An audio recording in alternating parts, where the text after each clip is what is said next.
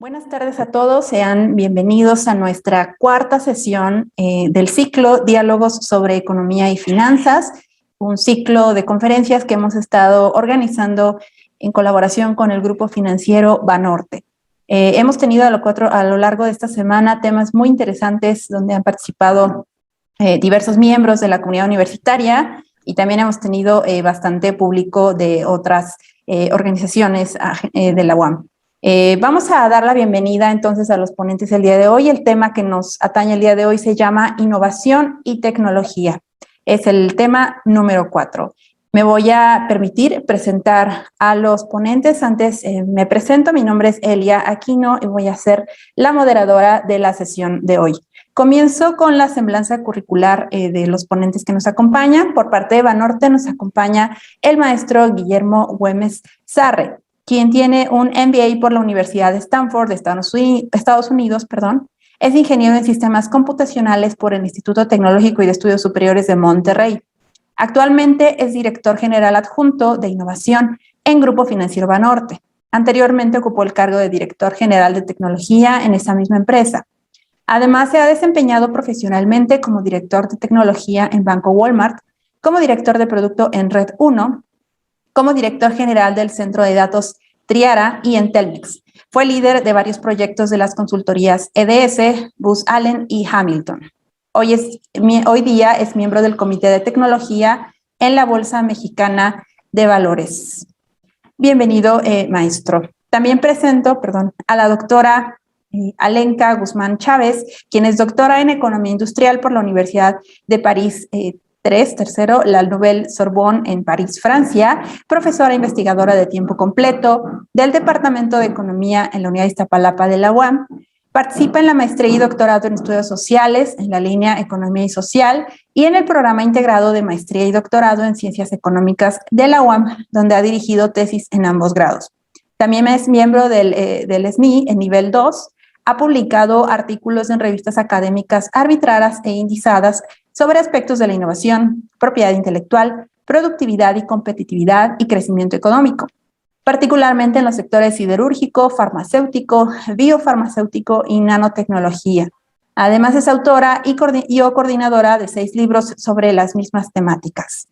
También es directora de la revista Economía, Teoría y Práctica desde el 2017 a la fecha y actualmente desarrolla y coordina los proyectos de investigación Las mujeres inventoras en la economía del conocimiento, los desafíos de incorporar mujeres a las actividades de innovación en los países emergentes, propiedad intelectual, innovación sectorial, especialización tecnológica y crecimiento económico entre países y naturaleza de las políticas de transferencia tecnológica y de propiedad intelectual en las universidades. Finalmente presento al doctor Jordi Micheli Tirión, quien es doctor en Diseño y Estudios Urbanos por la UAM, maestro en Economía e Ingeniería Industrial por la UNAM. Es profesor investigador del Departamento de Economía en la Unidad Azcapotzalco de la UAM y coordinador del programa Economía 4.0 de la misma institución. Miembro del Sistema Nacional de Investigadores en su nivel 2, su campo de interés es el vínculo entre el avance tecnológico y el desarrollo económico con distintos enfoques sectoriales y o territoriales. Ha publicado artículos y libros en calidad de autor y o coordinador. Bienvenido también, doctor Jordi Micheli. Les voy a presentar la dinámica de la sesión.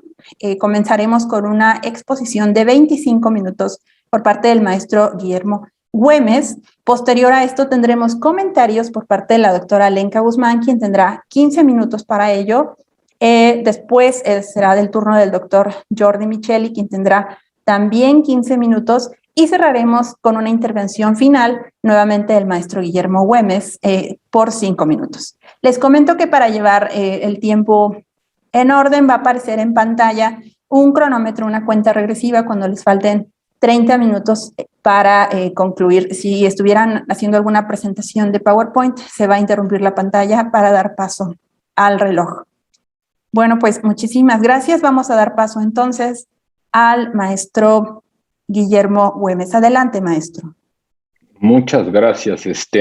Yo voy a dar la verdad, yo no tengo un doctorado en innovación, yo lo hago muy a nivel práctico y muy pragmático. Entonces voy a darles una visión una peinada general de de lo que yo veo como la innovación desde lo que hacemos en el grupo financiero en Banorte y lo que he hecho en otras empresas en mi carrera. Y para mí, y por eso le titulo esto, ¿no? ¿Cómo no seguir a la manada? Porque el problema de la innovación es que todo el mundo yo recibo en mi oficina, bueno, ahorita no en la oficina por la pandemia, ¿verdad? Pero típicamente recibo de 2 a 3 empresas que me dicen que son expertos innovadores y me causa mucha gracia. Si fueran tan buenos innovando, pues estarían haciendo algo diferente que venderme consultoría de innovación. Digo, entonces, yo empiezo muy rápido, ¿no? A mí, un libro que me encanta de este tema es en particular de Douglas Rushkoff, que se llama Why We Listen to What They Say. ¿Por qué? Porque aquí todo el mundo, yo lo que veo es la cantidad de gente que copia, o sea, lo que cree que es innovar es copiar a lo que están haciendo los demás. Y vemos gente que quiere copiar el modelo de Google, gente que quiere copiar el modelo de Facebook, gente que quiere copiar el modelo de Pepsi, pero no están innovando, están realmente nada más copiando lo que dicen. Y poca gente se pone a pensar realmente qué es la innovación posible en su empresa, en su chamba, en su trabajo personal. ¿Sí? Y este libro es un tanto más filosófico, pero me gusta mucho el decir, porque la innovación no tiene que ser lo que dicen los demás. ¿Sí? Entonces, yo me puse a pensar, bueno, ¿qué es innovar? Que ahorita todo el mundo, además de venderme innovación, todo el mundo habla, la innovación tiene que ser digital. Y dice uno, a ver, ¿de qué me estás hablando? Entonces, ¿qué es esto? ¿De qué estamos hablando? Bueno, primero, ¿qué no es digital? Y aquí me pongo un poco tecnológico, porque luego se la doy a gente muy tecnológica, ¿sí? Pero no es nada de esto. La innovación y digital no es hacer una app móvil, no es tener un laboratorio de innovación donde tengo puffs de diferentes colores con chavitos de 23 años, no es andar comprando compañías, no es un problema del área de tecnología. ¿Sí? Perdón, maestro Guillermo, no sé si Dígame. estaba presentando su PowerPoint porque no la vemos en pantalla. Ay, perdón, sí, yo lo tengo aquí, entonces déjeme, me regreso. Perdón. Sí, disculpe. No, encantado, déjame, es que tal vez cuando... Sí, es que comencé a compartir yo, quizá por eso sé. Por eso, a ver, ahí ya ven una pantalla. Sí, ahí está. Ok. Listo. Gracias. Entonces, ¿qué es digital para mí? Digital es crear valor para un cliente utilizando las capacidades tecnológicas de la organización. Y curiosamente, todo el mundo quiere que ahorita digital sea algo nuevo. No, digital no ha cambiado. Esto viene siendo lo mismo desde hace, pues me atrevo a decir, 2000 años. Nada más que la tecnología era muy diferente. ¿Sí? Entonces, déjenme, no, para acá. Vamos a ver un poquito de historia. A mí me gusta mucho esta frase de Winston Churchill, de quienes se niegan a aprender la historia están condenados a repetirla. Y déjenme ponerles link aquí. Esto es una fábrica alrededor, no tengo la fecha exacta de la foto, 1880s, 90s. Poquito antes de que empezara la electricidad a desplazarse a través de las cadenas de manufactura. Y lo que ven, si ven esos cinturones, eran para mover la potencia de la máquina de vapor. O en su peor caso tenían máquinas de agua, ¿no? Pero principalmente eran máquinas de vapor. Y si ven esos chavitos que andan ahí sentados, su principal rol era arreglar dichos cinturones. Pero estos cinturones representaban un chorro de cosas, representaban la organización, la jerarquía. ¿Por qué? Porque si usted estaba conectado directamente a la máquina de vapor con un cinturón, es una máquina muy importante. Si usted estaba después de 5 cinturones, es una máquina mucho menos importante. Y lo divertido es que cuando llega la electricidad, la innovación no cambió este proceso. Lo que querían las fábricas era una máquina del mismo tamaño que la máquina de vapor para nada más enchufarla ahí, que todo funcionara igual. No querían cambiar cómo se hacían las cosas y cómo funcionaba la organización para lo nuevo. Se tardaron aproximadamente 40 años. Y ahorita menciono por qué la fecha o por qué tiene que ver la relevancia de la fecha. Esta es una fábrica de aviones alrededor de la Segunda Guerra Mundial. Como pueden ver, ya no hay cinturones. ¿Por qué? porque habían cambiado la organización para producir esto utilizando las ventajas que les daba la electricidad. Le hace en línea, no con cinturones, con una jerarquía diferente, y cambió, no solo cambió la forma de producir y la forma de potencia, cambió la organización completa. ¿Sí? Esos 40 años es muy chistoso porque ahorita todo el mundo habla de que el ritmo de la innovación está cambiando, la velocidad de la innovación está cambiando. Y para mí no es cierto, es una falacia. Esta gráfica es la que todo el mundo saca cuando habla de la innovación y dice la velocidad de la innovación cuando salió la PC fueron, no sé, 30 años, y ahorita el teléfono de 5G o de 4G en 5 años. No, esa es la velocidad de la adopción por las personas físicas de una innovación. Pero la pregunta es muy fácil: ¿por qué no adoptaron la televisión en 5 años? Porque no tenían con qué, no había los recursos financieros, no había la capacidad de producción para hacer 2 billones de televisiones. Ahorita ya la hay. Eso no quiere decir que la innovación cambió. ¿Sí? Déjenme hacerles, aquí hay un TVO, perdón que saque muchas citas, pero pasó una cosa muy chistosa, ¿no? La gente, cuando se empiezan a usar las computadoras, la gente dice, va a aumentar muchísimo la productividad, y la productividad no aumentó. Y es curioso, hasta la fecha no se ve el cambio de productividad derivado del cómputo. Hasta Amazon. Amazon es un parteaguas donde sí ya la productividad de ciertas empresas empieza a despegar de forma bruta. ¿Por qué? En mi opinión, es una opinión, porque hasta Amazon empieza a hacer las cosas diferentes, ¿sí? Porque estamos en un punto de inflexión. Ahorita sí están cambiando un chorro de cosas, y para la gente que quiere hacer ese cambio, van a cambiar las cosas dramáticamente. ¿Por qué estamos en un punto de inflexión? Por 5 razones. Antes tenía yo solo 4, pero hace 2 años tuve que actualizar mi presentación por el COVID. 1, tenemos un teléfono móvil y prácticamente todo el mundo carga un aparatito de estos. ¿Sí? Yo tuve el placer, el orgullo de participar cuando se hicieron las credenciales del Instituto Federal Electoral, cuando antes era el IFE, no el INE, y diseñé el sistema de impresión y el sistema central de la base de datos. Era mucho más chico que esto, no me refiero en tamaño, sino en capacidad de cómputo. ¿Sí? Todos andamos cargando la capacidad de cómputo equivalente al padrón electoral en nuestras manos.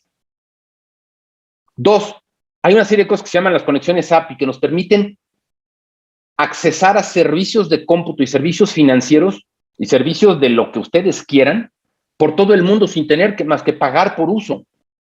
Eso permite una interconexión extraordinaria para cualquier gente que quiera innovar. 3, la capacidad de analítica y de inteligencia artificial que existe hoy, derivado de esta gran capacidad de cómputo que tenemos, es extraordinaria. La cantidad de cosas que se pueden hacer ahorita con inteligencia artificial, vaya, asombran a la gente más cínica. ¿Sí?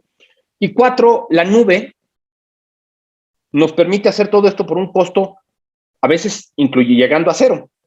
Si ustedes pueden abrir una cuenta en Amazon o en Microsoft y empezar a innovar en tecnología claramente, prácticamente a costo 0. El COVID, ¿qué cambió? ¿Y por qué lo puse? Porque el COVID está digitalizando a un chorro de gente, está forzando a que la gente se digitalice. Yo recuerdo, estuve participando en un foro aproximadamente en noviembre del 2019, y el director de sistemas de una empresa de mercadeo decía que ellos no tenían página web, que no necesitaban, que no creían en este modelo de compras digitales. Llegó el COVID y ya tienen página web. Si no, iban a desaparecer. Así de sencillo, págatelas. Entonces, estamos en un momento crítico para las organizaciones y para la gente que quiera hacer. ¿Sí? Ahora, ¿cuál es el punto más, o no el punto más delicado, pero de los puntos más delicados? La innovación no es solamente salir con una buena idea, es un cambio cultural. Hay que hacer un cambio cultural. Y más allá, para lograr es un cambio de negocio, pero requiere un cambio cultural. Y para lograrlo esto, necesitamos que sean dos cosas, que sea sostenible, porque yo puedo lograr que haya un cambio chiquitito en un área, pero si no cambia el área, si no cambia la organización alrededor de ese cambio, se va a morir. Yo mido internamente en el banco el éxito de una innovación por un parámetro nada más. ¿Cuánto cambié el organigrama? Si no logré cambiar el organigrama, para mí la innovación fue un fracaso. Puede ser la cosa más sofisticada del mundo, pero quiere decir que nadie la está usando. Y si no cambié la forma de usarlo, quiere decir, si no cambié la organización, quiere decir que no cambié el proceso, entonces no estoy innovando. Ahora, si ustedes quieren un cambio sostenible, no voy a entrar en este rollo, pero el mejor libro que yo conozco para implementar cambios es un libro que se llama Leading Change de John P. Kotter.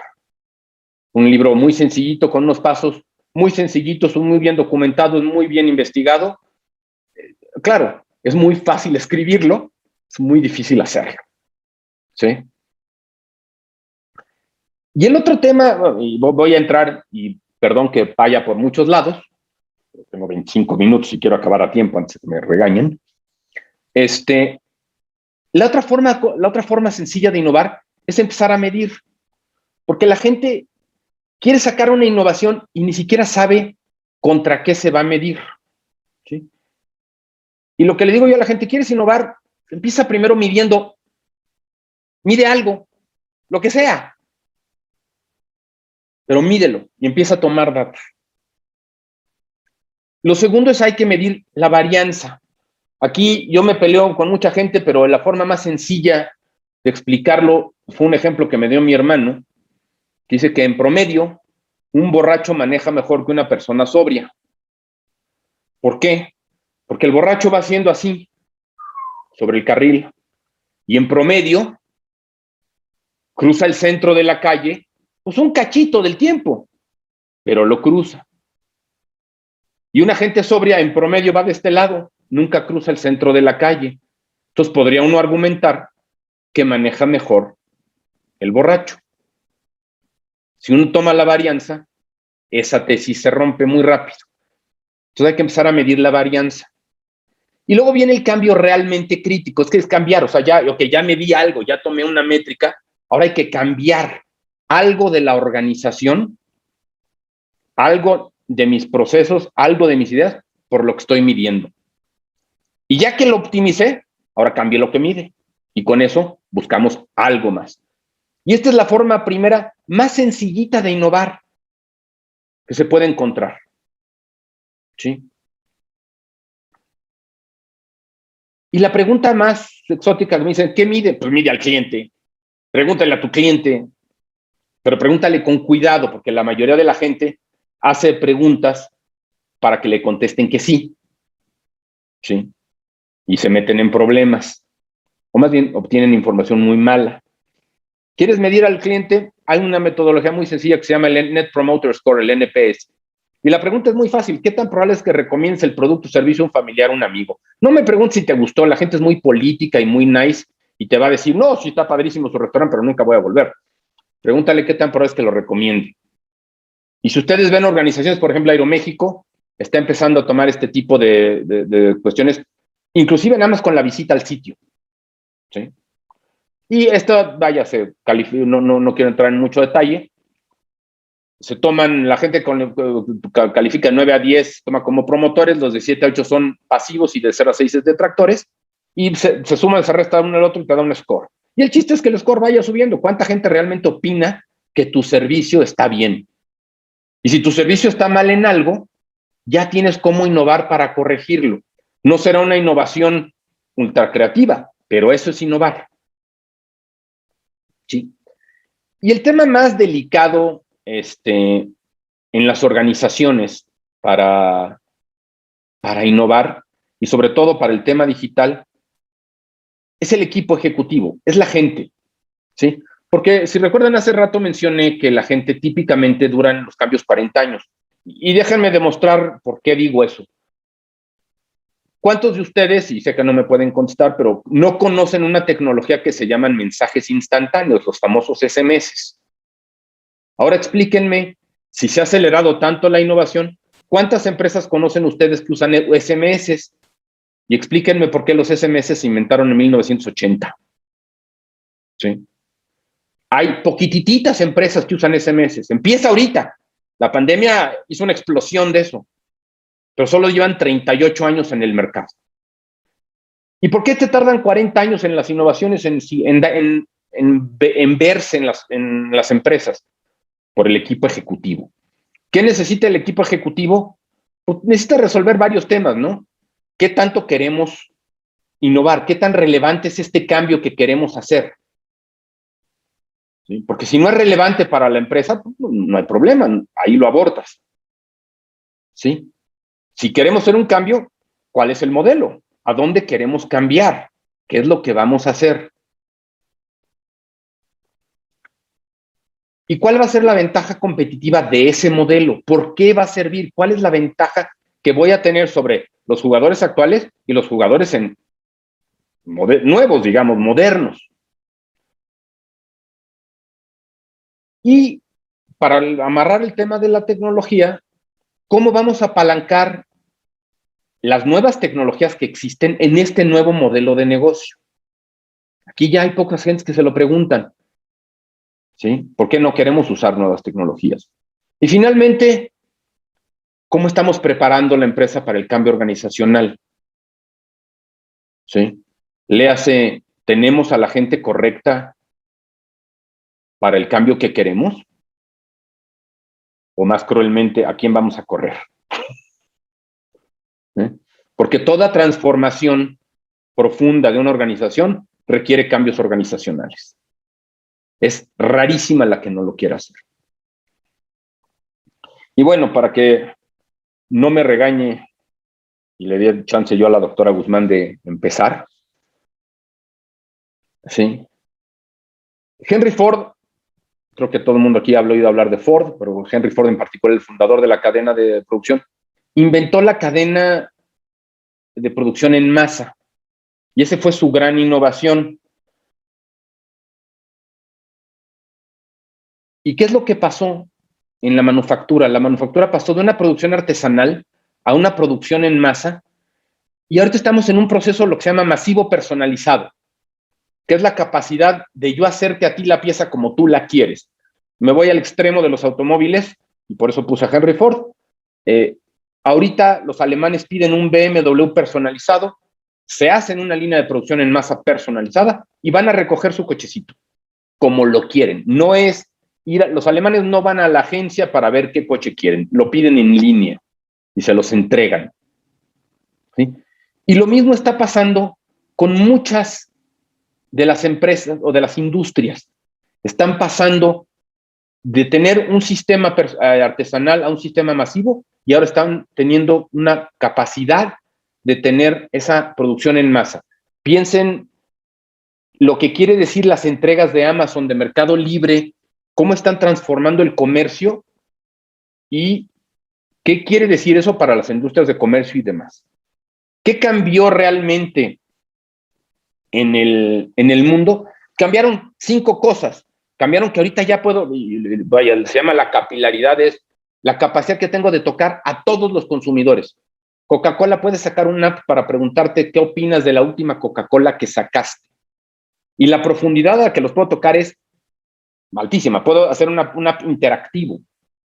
La velocidad a la que lo puedo hacer es instantánea. ¿Sí? Y la capacidad que tengo de hacerlo complicado, altísima. Hay un tema sobre la seguridad que estamos todavía viendo, porque está bien divertido con todas estas ventajas. La seguridad se ha puesto muy complicada, y es uno de los temas relevantes, sobre todo en banca. Sí. Entonces, Eddie, ¿cuál es el objetivo para mí? Ahorita lo que estamos buscando en el banco es cómo construimos un nuevo banco para el futuro. ¿Cómo tomamos estos mensajes para cambiar la organización, cambiar los procesos, preguntarle al cliente para poder empezar a construir algo que sea el futuro de la banca? Y como me dijeron 25 minutos, son las 4:25 en punto. Entonces, con eso yo termino. Y ahora sí, les dejo el foro.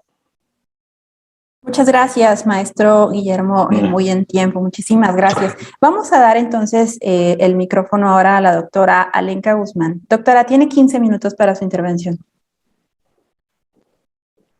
Su micrófono, doctora. Es para comentar lo que dijo Guillermo Güemes, ¿verdad? En efecto. Bueno, me parece muy interesante que pues desde la banca se estén preocupando por la innovación. Creo que ha tocado un elemento muy importante. Hay nuevos paradigmas tecnológicos que requieren repensar cómo, digamos, se van a abordar. Porque los cambios tecnológicos han pasado a veces sin que nos subamos en el tren. Es decir, hay una cuestión que usted dice, la parte de la difusión. Y sí, tenemos teléfonos celulares, tenemos computadoras, tenemos muchas cosas que son resultado de la innovación de otros países, de otras firmas, y digamos, pero tienen un costo. Cuando uno piensa en todo lo que se paga, en cada licencia que se ocupa, en cada computadora, cuando se piensa en todas las numerosas regalías que se tienen que pagar a las empresas extranjeras por el uso de su tecnología, ahí nosotros podemos valorar lo importante de desarrollar innovación endógena. Por ejemplo, ahora actualmente en las vacunas, bueno, se han hecho grandes esfuerzos por comprar vacunas para cubrir a la población. Sin embargo, digamos, la factura se nos va a pasar y se nos va a decir tanto gastamos en las vacunas. Entonces, la pregunta es, ¿que México no puede construir capacidades para desarrollar sus propias vacunas? Entonces, aquí yo creo que un aspecto muy importante dentro de su exposición es la cuestión histórica. Usted empieza con un elemento de la innovación no es... Sin embargo, la copia, la imitación, es el primer paso para la imitación. O sea, es decir, los individuos todos aprendemos copiando. Desde que somos bebés, aprendemos a hablar, aprendemos a caminar, imitando. Lo importante es pasar transitar hacia otra etapa. Y la transición hacia otra etapa es la formación de capacidades de conocimiento, capacidades tecnológicas que permitan, ¿verdad?, transitar. Entonces, los países más rezagados van a tener ante sí la fortuna de ver lo que otros países han avanzado.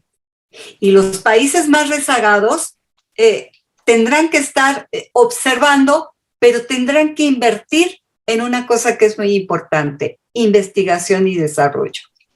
¿Por qué? Porque, digamos, tienen, por un lado, preparar capital humano, o sea, profesionistas, y tener capacidades para absorber las nuevas tecnologías, que primeramente son transferidas, pero que van a dar lugar a provocar un desarrollo de nuevas ideas endógenamente.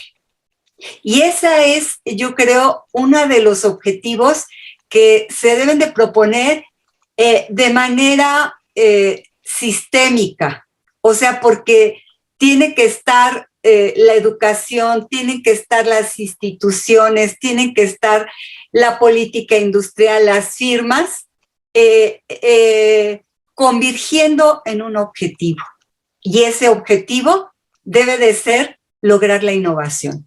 Entonces, cuando usted está planteando que ahorita las tecnologías de la inteligencia artificial son muy importantes, usted lo está planteando desde el ámbito de los servicios financieros, pero también en la parte de los servicios médicos es fundamental y para muchas actividades.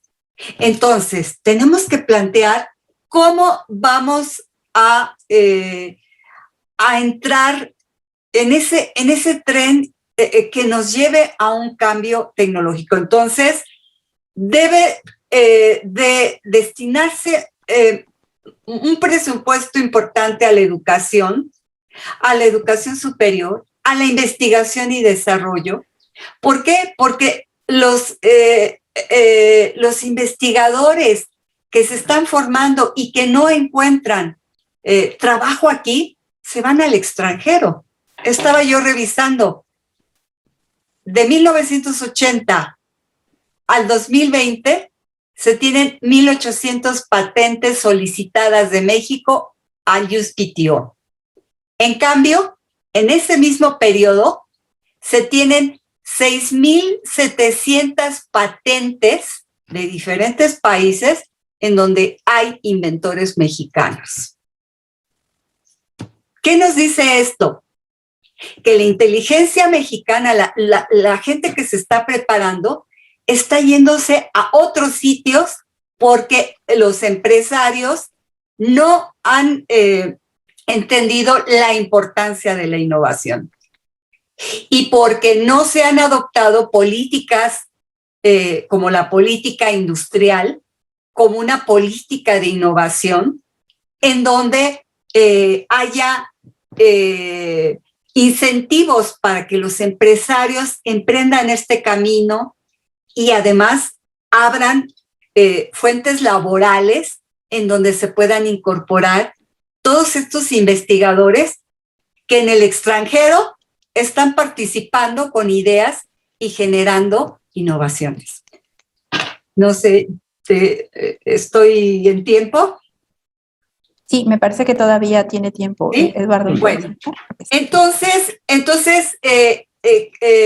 estamos en una nueva etapa que podríamos decir que es la economía del conocimiento. Que la competencia entre firmas, entre países, se da por las variables del conocimiento. Y yo creo que un caso que podemos ver es la manera del salto que dio China. Y China lo que hizo fue, al principio llegaron empresas extranjeras a invertir y ellos primero imitaron. Primero fueron un lugar en donde se maquiló. Pero algo en donde ellos pusieron el acento es, vamos a pasar del made in China al created in China. China tiene patentes solicitadas en USPTO, más de 3,000 patentes por año, cuando México ni siquiera tiene esa cantidad. Entonces, sí es muy importante que,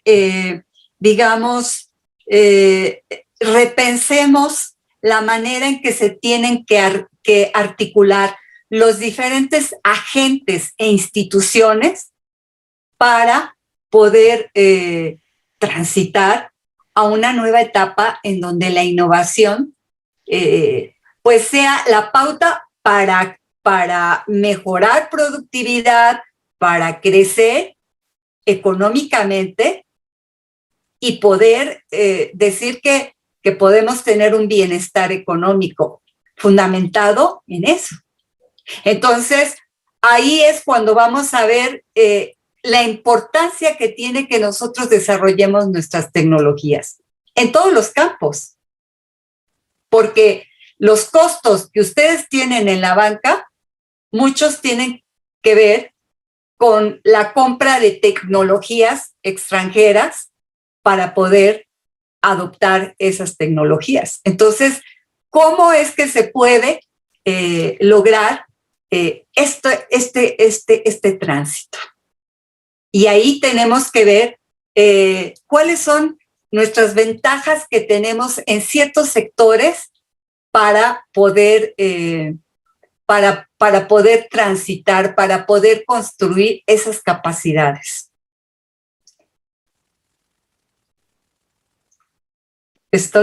¿Todavía me queda tiempo? Todavía más o menos 5 minutos, doctora. Así que... unos 5 minutos. Sí, bueno, entonces, justamente ahora en la clase de posgrado con mis alumnos estamos llevando una clase acerca de las derramas tecnológicas y las capacidades de absorción. Entonces, ¿cómo ocurren? Porque en el comercio internacional, en las economías abiertas, digamos, el conocimiento se derrama. Y está ahí, ahora sí, como dice la canción Flowing in the Wind, ¿de qué manera este conocimiento que se está generando en otros lugares puede ser absorbido y puede ser la base para que se creen nuevo conocimiento en el país? Y yo creo que tenemos un potencial muy importante. Tenemos muchos años de estar formando a científicos. Y yo creo que tenemos que tomar provecho de esto para construir nuevas etapas. Los empresarios incluso tienen que cambiar en su manera. Usted dijo sobre la organización, es muy importante adoptar nuevas maneras de organización, ¿sí? Y siempre estar promoviendo en que los trabajadores tengan capacitación. Y yo creo que esta demanda de la gente de tener mejores remuneraciones se podrá lograr en la medida en que nosotros adoptemos tecnologías de mayor complejidad. Pero la innovación tiene que empezar en el sector manufacturero y tiene que extenderse al área de servicios. Entonces, y los vínculos que se tengan entre la academia y las empresas es muy importante, porque necesitamos que los conocimientos no estén amurallados en las universidades. Necesitamos que haya un flujo que interactúe, que tanto los universitarios conozcan los problemas concretos que se presentan en la parte productiva y de servicios, como los del área productiva y de servicios puedan conocer que hay nuevos hallazgos científicos que pueden fortalecer. Yo creo que eso es lo que tenemos que lograr. Tenemos que hacer muchos cambios, son muchos los desafíos, y creo que actualmente México, en donde vemos que la espiral de violencia y de delincuencia crece, es muy importante que nosotros retomemos y con mucho esfuerzo hagamos prevalecer que la parte de la educación, de la ciencia y la tecnología deben ser los pilares del cambio en México. Pues, muchísimas gracias, doctora Alenka, muy amable por su intervención. Vamos a terminar entonces con la participación de la UAM con el doctor Jordi Micheli. Doctor Jordi, tiene 15 minutos también. Hola, muchas gracias. Pues muchas gracias a Guillermo por su exposición y a Alenka también.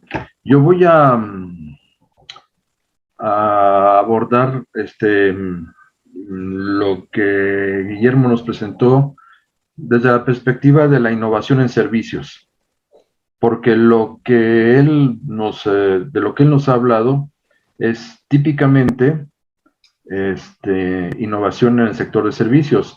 Y recordar algo para los que, digamos, estudiamos desde fuera con una perspectiva socioeconómica la innovación, que siempre nos hemos quedado, porque así iban los cambios importantes en el mundo, en una visión y en una en esfuerzos interpretativos sobre la innovación en bienes, no en servicios. Pero la economía actual, y no desde ahorita, sino desde 3, 4 décadas fácilmente, es una economía dominada por los servicios, en producto y en empleo. ¿Sí? Está dominada por los servicios, aunque cuando miramos las cosas desde una perspectiva, por ejemplo, de productividad, encontramos que en general los servicios son de baja productividad y la producción de bienes materiales es de mayor productividad. Pero eso también tiene que ver, y lo adelanto, con una incomprensión nuestra, en general nuestra, de toda la gente que hemos hecho estudios sobre innovación, una incomprensión nuestra sobre cómo se innova en servicios y qué significa la productividad en servicios. Y de aquí una de las cosas interesantes que nos decía Guillermo, hablaba de que la productividad no ha aumentado.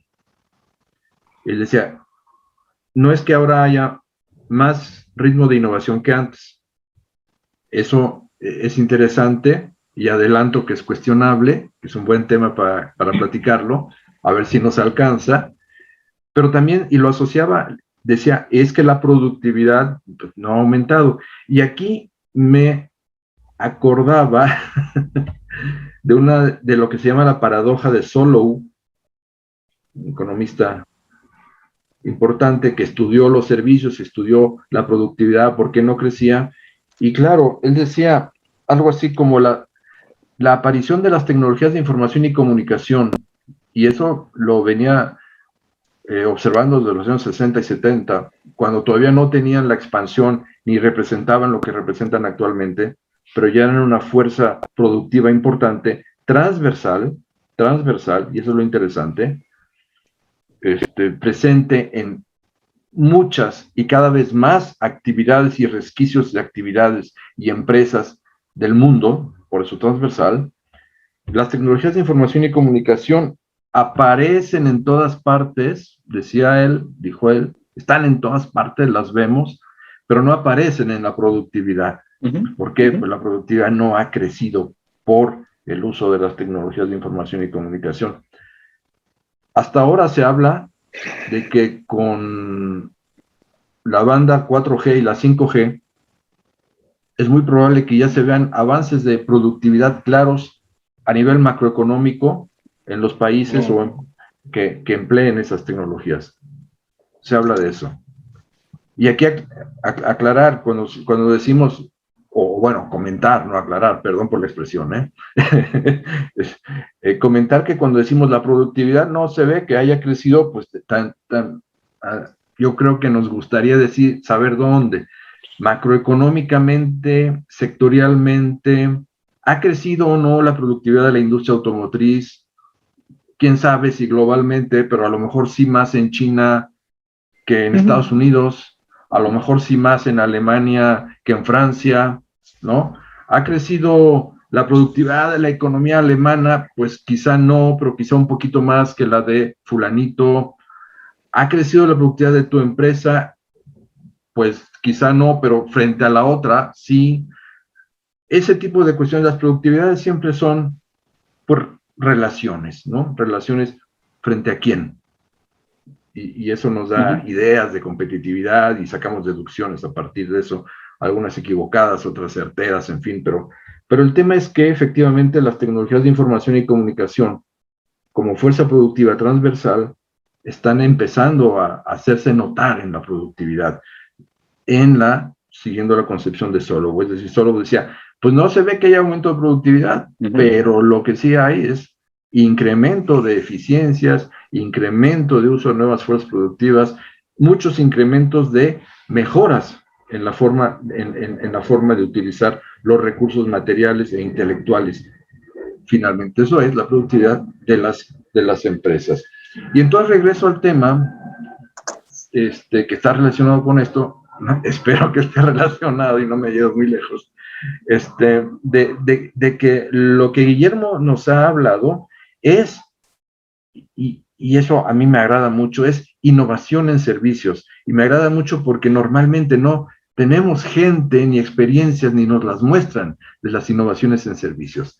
Y eso es un campo de estudio, me voy a atrever a decir, no sé si Alenka estará de acuerdo conmigo, un campo de estudios nuevo dentro de la innovación, con sus peculiaridades, con la gente que estudia específicamente innovación en servicios, ¿qué es la diferencia de un servicio con otro tipo de satisfactor? Un servicio, recordemos, es un satisfactor que se consume cuando se produce, que no es almacenable y que depende fundamentalmente en su performance, en su desempeño, en la evaluación de su desempeño, depende de la relación, es relacional. Por eso Guillermo dice, ¿cómo mido la innovación? Lo dijo directo y claramente, le pregunto al cliente, porque una innovación en servicios que no tiene que ver con el consumidor del servicio, que es prácticamente instantáneo en el sentido de que se produce y se consume en el mismo momento, cuando tú no le preguntas al cliente, es decir, al consumidor, ¿verdad? Entonces no sabes por dónde va tu innovación, porque las innovaciones en servicios también tienen esta característica de que no se reflejan necesariamente y claramente en incrementos de productividad. Lo que han hecho la corriente de innovación en servicios, que los servicios se vienen innovando desde los años 60 y 70, a partir de que se pueden producir de modo industrial, ¿sí? A partir de que salimos de que el servicio es el del peluquero, el del policía, esos ejemplos que son servicios, pues son los tradicionales. A partir de qué momento le metemos las tecnologías de información y comunicación a las empresas que producen servicios, se crean nuevos servicios y se racionalizan los servicios. Eso es lo que permite por eso, perdón, Guillermo, te tomo como ejemplo, como lo entiendo yo, es que por eso hablas tú de las tecnologías de información y comunicación, porque son la base de tu innovación, porque con ello innovas en una industria como la tuya, que lo voy a decir así, está industrializada, no porque produzca bienes materiales, sino porque su modo de producción es industrial. Y por eso también acudes al ejemplo de producción en masa, fordista o material, cuando nos muestras imágenes de producción material. Quizás si nos mostras imágenes del sector financiero de esa época, no habría esa capacidad de innovación, sería mucho más rudimentario, ¿no? Pero a partir de que las TICs entran en acción, entonces el sector de servicios se racionaliza y tiene una racionalización constante, y nosotros no la vemos nosotros como gente que nos interesa la innovación con la óptica de lo material, no vemos la innovación en el sector servicios. Y la innovación en el sector servicios ya es un tema de estudio y se analiza a partir de los 90s, y cuando más lejos, y ya en este siglo de modo claro. ¿Quién empieza platicando de innovación en servicios? Pues no me acuerdo del nombre de un teórico economista que dijo, aquí en esta maquinita en donde tú metes una tarjeta y sale dinero, aquí está una revolución fundamental, disruptiva en el mundo de los servicios. Y las innovaciones disruptivas en servicios son encabezados por el sector bancario y financiero. Eso también históricamente lo vemos. Y desde luego generan, nosotros lo vemos, pero lo ve más quien se dedica a eso, que es Guillermo, le interesa la racionalización. Por eso dice, si yo no veo un cambio en el organigrama, es que no funcionó. ¿Qué quiere decir un cambio en el organigrama? Racionalización. Racionalizar. Quiere decir que quitaron a alguien. Las estructuras y la jerarquía dentro de la empresa. Eso es racionalización. Y lo que más dice, yo quiero ver, yo le pregunto al cliente, claro, porque el performance, la medición del desempeño de esto, es relacional. También es comercial. La empresa le dirá, ¿vendo más o no vendo más? ¿No? Quién sabe, no se puede saber ni ver muy claramente si vendes más o mejor. También hay un efecto que es importante, que es un efecto, digamos, social y cívico, el bienestar de quienes trabajan, el bienestar en el sentido material y ético de quienes trabajan ahí. Tiene que ver con el bienestar. Aquí hago un paréntesis. Una de las características de nuestra época, en el donde yo sí creo que hay mayor ritmo de innovación, es que ese mayor ritmo de innovación no va aparejado con un mayor ritmo de bienestar social. Ese es el gap tecnológico. Tenemos una sociedad a nivel nacional o mundial cada vez más desigual, a pesar de que el ritmo de innovación crece y crece y crece. Guillermo diría, no es que crezca tanto, no es que antes creciera menos. Eso también digo, lo podemos platicar, ¿no? Pero bueno, ese es un hecho. Entonces, lo que en la empresa, ese ruidito que sonó es que ya se me acabó el tiempo. No, doctor, todavía tiene unos 3 minutos. Entonces el ruido vino de otra parte. Sí.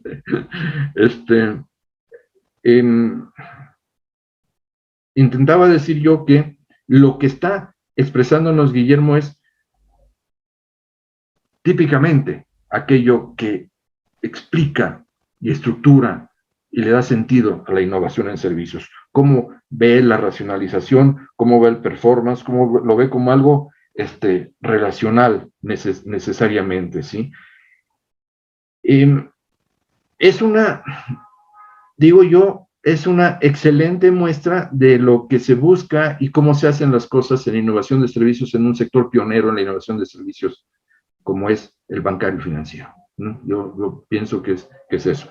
Y pienso que nos pone frente a algo que, insisto, no hemos estudiado con la debida fuerza. Y no digo fulanito o sutanito o nosotros en México, no, es un proceso mundial.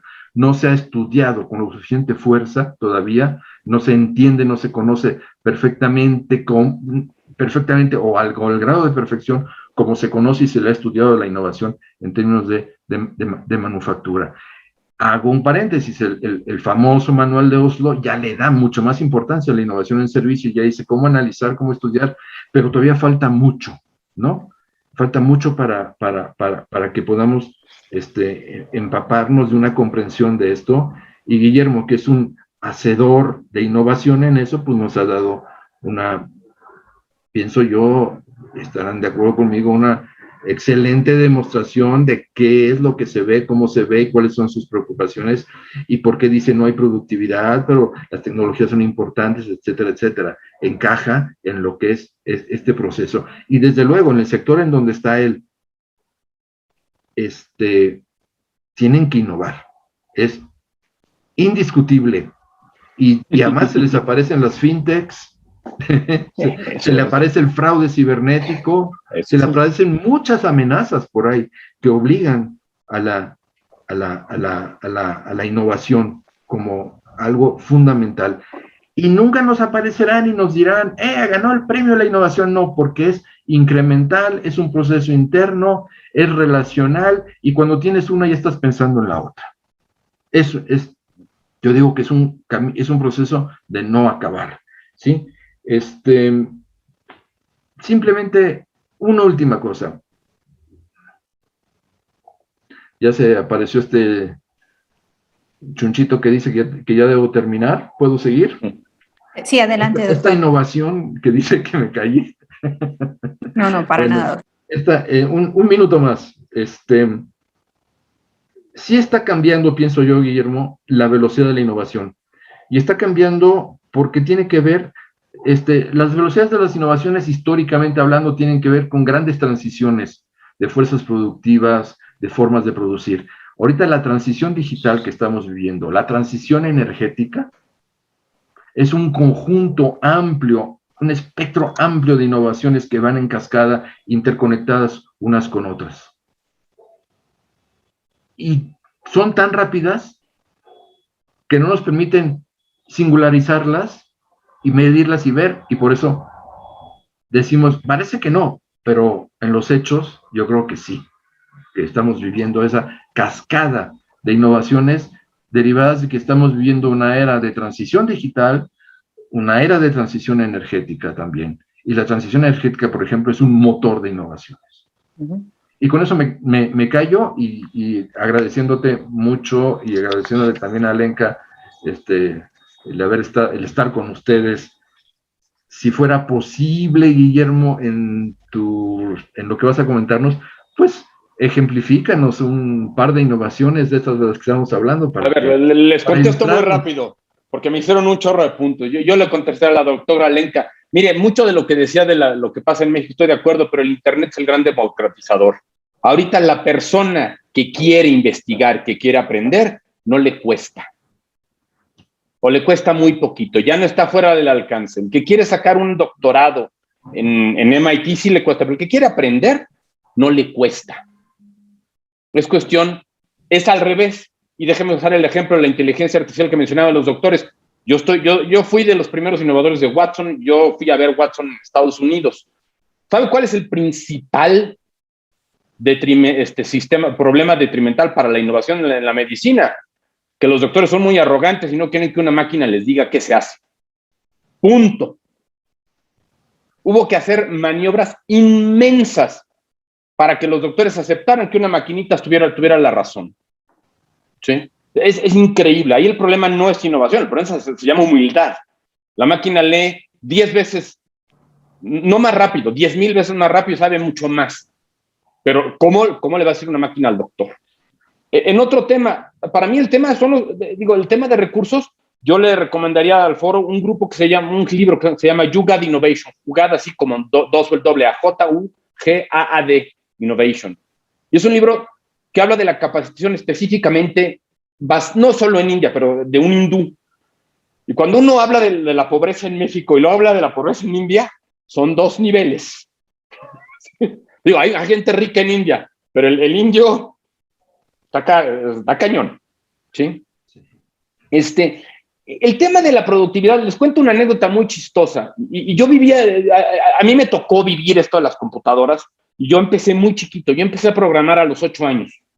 Entonces, yo lo viví de cerca. Yo recuerdo el problema de por qué la productividad no aumentó con las computadoras, y digo, no quiere decir que no aumentó, pero quiere decir, se esperaba un brinco sustancial. Yo recuerdo con risa, cuando agarramos al contador de la empresa a un amigo que le hicimos un sistema contable y le trajimos en lo que entonces se llamaba Lotus 123, que ustedes, doctores, tal vez recuerden, pero los alumnos no, para decirlo rápido, es un Excel. Y se lo enseñé al contador y el contador estaba maravillado. Esto es una hoja gigantesca donde puedo poner todos los números. Sí. Y mi amigo y yo hicimos el contador, a la semana llegamos y lo vemos sentado con la calculadora enfrente. Digo, ¿qué haces? Estoy sumando las columnas. Y a ver, no entendió que la computadora iba a sumar por él. No confío que sume bien. Pues por eso no aumenta la productividad, porque no cambio el proceso. Sigo haciendo la misma tontería, ¿sí? A manita con la computadora. Déjenme, y si me voy a los procesos gubernamentales, los procesos bancarios, lo que hicimos los bancos es agarrar el formatito que yo tenía en papel, lo puse en la pantalla. Es una estupidez bárbara. ¿Sí? En lugar de decir, oye, no, yo tengo que replantear completamente todos los procesos, que es lo que estamos haciendo ahorita en el banco, y quitar estos formatitos. Pero el 90% de la automatización que se hizo en 1970 al 2010, fue agarrar un proceso y como está, automatizarlo. Y a eso iba mi mensaje del que las compañías, cuando llegó la luz, lo que hicieron era meter una máquina igual. No querían cambiar los procesos, no querían cambiar la organización, no querían cambiar cómo trabajaban. Y eso es el problema. El 5G, y ahí perdón que usted no esté de acuerdo, 5G no va a cambiar nada. 5G es una herramienta. Pero si cuando a mí me inventan la rueda, lo que hago es ahora cargo la rueda y el saco de maíz, no voy a ir más rápido. ¿Sí? Tengo que echar la rueda en una carreta o sea, tengo que cambiar mi proceso. ¿Sí? Y déjame irme un tema de la innovación en la banca. Yo, cuando hablo de innovación en banca con banqueros, lo primero que le digo, no se hagan ilusiones, señores. En la banca no ha habido innovación en los últimos 3,000 años. ¿Sí? ¿Por qué? Porque la gente habla yo soy muy preciso, en productos financieros. Sí, Babilonia tiene registros de derivados en tabletas cuneiformes. Cuando digo 3,000 años, no estoy exagerando, no estoy siendo flemático, estoy siendo preciso. Babilonia tiene derivados. Lo que causó la crisis del 2013 ya existía en Babilonia.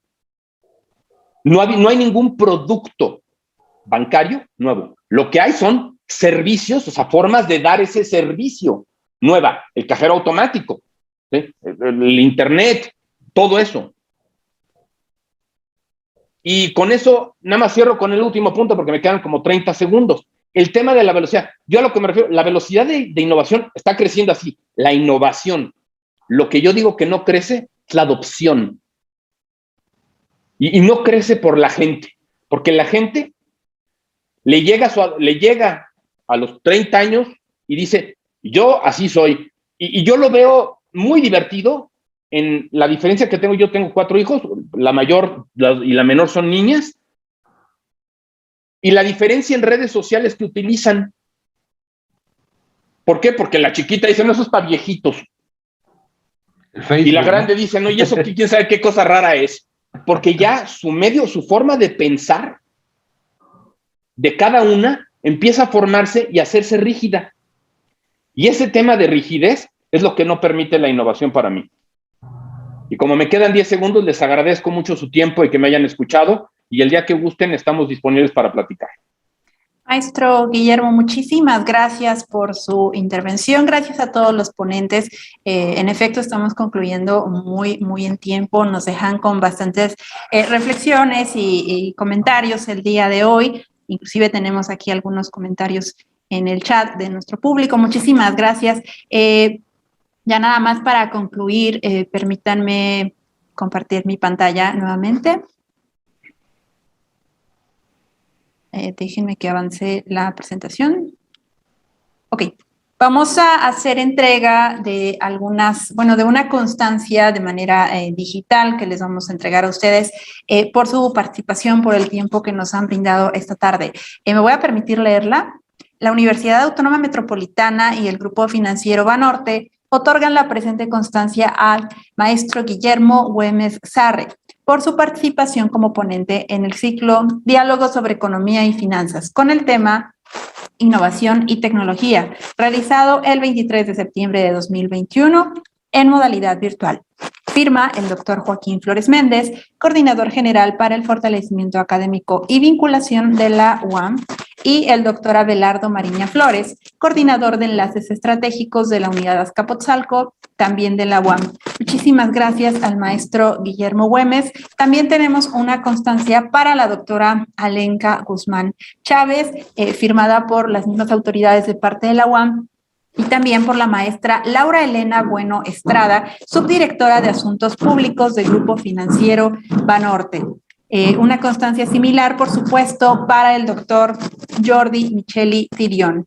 Muchísimas gracias a todos por habernos acompañado en esta que fue nuestra 4ª sesión del ciclo Diálogo sobre Economía y Finanzas. Como verán, hemos tenido una semana muy interesante con temas muy interesantes también, y por supuesto los vamos a invitar a la última conferencia que se va a llevar a cabo el día de mañana a la misma hora, 4 de la tarde, y el tema será Economía y Finanzas Públicas Subnacionales. A las personas que ya están registradas, no se preocupen, el día de mañana, previo a la sesión, les enviaremos los datos de la sesión de Zoom. Muchísimas gracias a todos y que pasen muy buena tarde.